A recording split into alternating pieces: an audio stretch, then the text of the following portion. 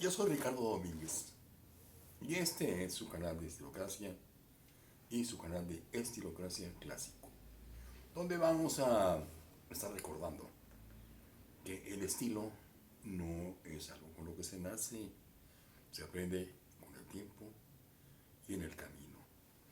Lo mismo que ocurre con el criterio, con las buenas maneras, con el bagaje académico, porque nadie nace sabiendo, nadie. Todo, absolutamente todo, es susceptible de ser aprendido siempre y cuando queramos aprenderlo. Mis apreciables amigas y amigos de Estilocracia, decía don Humberto Eco, el maestro, que tarde que temprano los hombres acabábamos hablando de los templarios. Yo mismo he sido un asiduo lector de la historia de los templarios porque me parecen admirables, la verdad me parecen admirables. Eran monjes guerreros que tenían en mente una sola idea en tratándose de guerra: era matar o morir. Ese era su credo, ese era su motivo de vida, esa era la fuerza, el motor que les daba para vivir y pelear como peleaban. Y bueno, lo que pasa es que sí es fascinante porque en los momentos grandes, culminantes de su historia, llegaron a tener un dominio tan grande a través de sus monasterios, un dominio tan grande como la misma Europa. Y en ese momento también llegaron a manejar todo, todo, el 100% del dinero de Europa. Eran así de fuertes y así de poderosos. ¿Y cómo es que nació esta organización? Era una auténtica organización muy bien hecha, muy bien llevada. Nace con la intención aparente, la intención publicitada de proteger a todos los peregrinos que querían viajar de Europa hacia Jerusalén, a conocer el lugar donde había nacido Cristo y donde se edificaban las iglesias más antiguas. Esa era la intención, que obviamente era imposible cubrir porque la primera cruzada, los primeros caballeros templarios eran nada más 9, y 9 iban a cuidar los caminos para que los peregrinos pudieran viajar sanos y salvos. Era una, era una encomienda y una tarea muy difícil. Yo creo que no lo iban a lograr jamás. Pero en el año 1099 nace todo esto. El duque de Champagne, Godofredo de Bouillon, decide ir a rescatar Jerusalén, que estaba en manos de los árabes o sarracenos. Decide ir a rescatarlos, hace la primera cruzada, llegan victoriosos, con éxito, y Godofredo de Bouillon no se convierte en el rey de Jerusalén, sino que nombra a su hermano Balduino, que era menor que él, como rey de Jerusalén, quien se queda aparte tras bambalinas, porque ese era su mundo era detrás de bambalinas, su mundo no le gustaba ser publicitado, no le gustaba ser un personaje de historia, siempre le gustaba permanecer oculto y lo logró además. Esto lo sabemos porque los historiadores se han dado la tarea de investigar muy bien cómo fue que nació este movimiento. En la intención publicitada de su nacimiento, los templarios tenían como finalidad proteger a los peregrinos que iban hacia Jerusalén desde Europa. Pero como le dije a usted, eran 9 caballeros, ¿cómo iban a proteger a todos los peregrinos? Eso era imposible.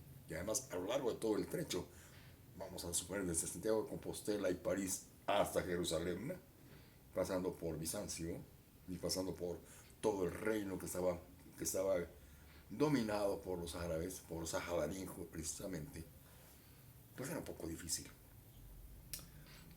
La verdad de las cosas es que esta primera cruzada que organizó Godofredo de Bouillon no fue precisamente para cuidar a los peregrinos, se rumoraba con un gran fundamento de verdad que en los sótanos del templo de Salomón estaban enterradas 40 toneladas de oro. Y eso es a lo que iban los caballeros templarios. Por eso eran 9 y por eso pasaron tanto tiempo en, en los aposentos del palacio del rey Salomón, cavando, cavando y cavando. Y eso era lo único que hacían, era cavar, porque su intención era encontrar ese oro. Y pasaron años haciéndolo, años, ¿eh? Hasta que se organizó la demanda, porque los sarracenos árabes de Sahaladin estaban presionando duro, duro, duro sobre Balduino I, que era el hermano de Godofredo de Bouillon, para deponerlo y para reconquistar nuevamente Jerusalén, que había estado en manos de ellos hasta que Godofredo de Bouillon los venció y les quitó ese dominio. Y la intención de los sarracenos, comandados por Sahaladin, era quitar de ahí a los europeos, y lo logró. No se sabe a ciencia cierta si los templarios, enviados por Godofredo de Bouillon y encabezados por él mismo y por su hermano Balduino, lograron encontrar ese oro. Pero seguramente sí, porque nunca dejaron de ser los riquísimos que ya eran y que fueron. Seguramente sí encontraron ese oro, porque con ese dinero se convirtieron primero en unos banqueros más avesados y más avanzados que los banqueros venecianos y que los banqueros florentinos. Vamos, les daban lecciones a esos banqueros europeos.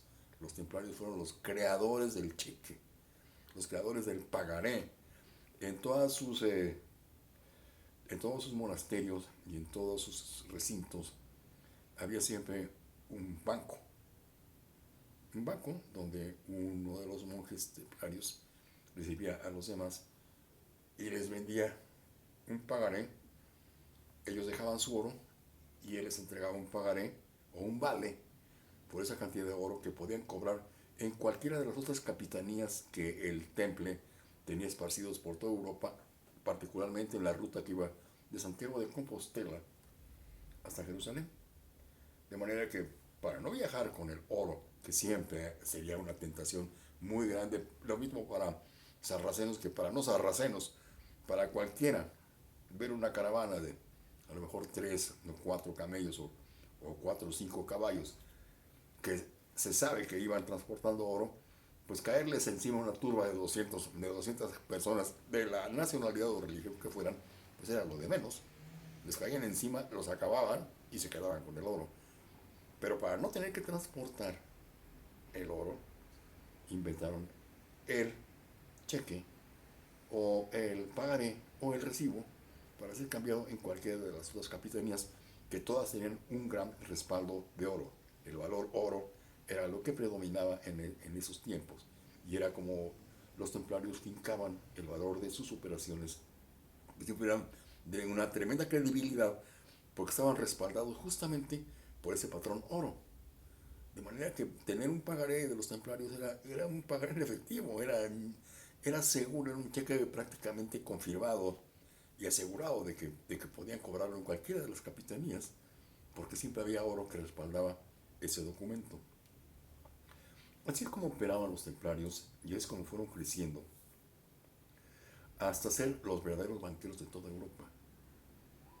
Todos los reinos de Europa, vamos, desde Escocia hasta Bizancio, tenían deudas con el temple porque el temple los financiaba, porque tenían tal cantidad de oro que ya suponemos cuál fue el origen de ese oro, que era el oro de Salomón. Tenían tal cantidad de oro que siempre podían financiar a los demás, y los financiaban y siempre quedaban a deberles. Uno de los reyes que más les debía era Felipe el Hermoso. Y Felipe el Hermoso urdió un plan para no pagarles, y decidió presentarse como postulante a pertenecer a la orden de los caballeros templarios. Pero él tenía como intención no pertenecer a la orden, sino que le perdonara la deuda que tenía con ellos. Como no lo aceptaron, se sintió tan ofendido que hubiera rechazado que decidió a acabar con ellos, a aniquilarlos. Y un viernes 13 de octubre fue sobre ellos. Por eso de ahí que un viernes 13 sea un viernes fatídico, porque fue como cuando cayeron los templarios en una acción simultánea en todas las capitanías. Una acción simultánea eficaz, muy eficaz y letal, porque acabó con ellos. Verdaderamente los exterminó. Se quedó con sus tesoros, se quedó con sus propiedades, ya no les pagó nada y los extinguió. Así era de fuerte Felipe el Hermoso y así fue de listo para hacer una operación de este tamaño. Era una operación muy, muy arriesgada. Sin embargo, los templarios siempre en su desarrollo y en su inicio tuvieron un contacto muy estrecho con los árabes de Sahaladin. Y ahí aprendieron el arte de crear venenos y de hacer venenos. De manera que Felipe el Hermoso, al capturarlos y al apresar a Jacques de Molay, que era justamente el prior, el capitán de los templarios, le dijo: mira, yo me voy a encarcelar y voy a morir en la cárcel, pero tú y tu primer ministro antes de que termine este año van a morir de una manera horrible. Dicho y hecho. Está probado que los envenenaron, porque los templarios eran, aparte de regicidas por vocación, eran expertos en fabricar venenos. Simplemente pues le suministraron un veneno a Felipe el Hermoso y a su primer ministro, y ambos murieron, tal como lo dijo Jacques de Molay, como si fuera una profecía. Murieron antes de que acabara el año y de una forma horrible, en medio de unas convulsiones espantosas, porque habrá que recordar que envenenarse con arsénico, con estroncio, con cualquier cosa, incluso con la misma belladona, es morir en unos dolores espantosos. Y así fue como murieron ambos, tanto Felipe el Hermoso como su primer ministro. Bueno, esto es una parte es uno de los aspectos de esta historia que, si a ustedes les interesa, vamos a seguir conversando y platicando sobre ellos, porque hay muchas cosas muy interesantes que platicar acerca de los templarios y cómo llegaron a constituir una fuerza tan grande, tan grande, tan grande, que llegó a tener en sus manos el 100% del dinero de Europa. El 100%. Llegó a financiar a todos los banqueros de las casas europeas y a todos los reyes, y todos les debían dinero a ellos. ¿Cómo lo hicieron? ¿Cómo lo lograron? Ya se los iremos platicando. Esperamos sus comentarios aquí en la caja de comentarios, precisamente para que nos digan si el tema les interesa y podamos abundar bien y a fondo en este asunto que es, como que es apasionante, porque bien lo dijo don Humberto Eco: tarde que temprano los humanos acabamos hablando de los templarios, porque está inscrito en nuestra mente. Está en una de nuestras aberraciones o deformaciones mentales, o como usted quiera decirles, pero ahí está. Y tarde que temprano acabamos estudiándolos y viendo qué hicieron, y admirándolos o repudiándolos, pero siempre vamos a acabar mirándolos de frente para saber qué hacían, quiénes eran, qué hacían y qué lograron y qué no lograron. Que tengan ustedes un excelente fin de semana, que les vaya muy bien, y recuerden que para ser asociados de Estilocracia, cosa que les conviene, tienen que entrar a Patreon con $1 o con lo que quieran, inscribirse en el elenco de asociados, y a fin de año habrá regalos y sorpresas para todos aquellos que decidieron integrarse a este elenco de asociados de Estilocracia. Buenas noches.